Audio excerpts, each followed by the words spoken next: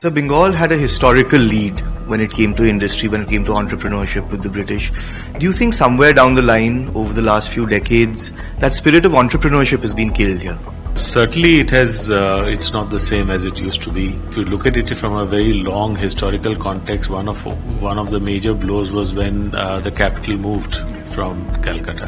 The other big blow was, of course, when Bengal was partitioned, because this was one of the earliest industrialized areas of our country. Perhaps at some point there was exploitation of workforce, and that led to gheraos and bands and all kinds of things which Calcutta became famous for.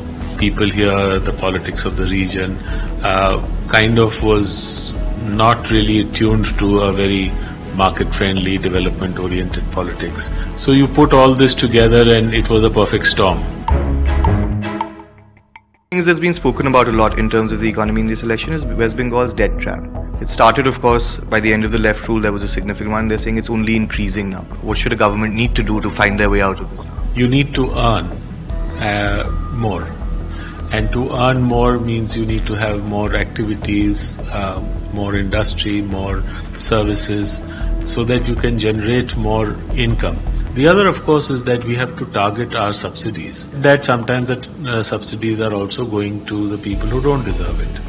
So how do we target this? And I think the Prime Minister's scheme of Jan Dhan and Aadhaar, etc., is a way of targeting this process. I think in an increasingly democratic and, if I would say, a more inclusive kind of a world, to do forcible land acquisition is also a contentious issue.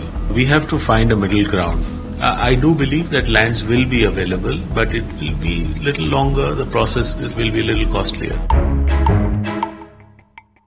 The kind of infrastructure that cricket has been able to develop across the country, we certainly don't have for football.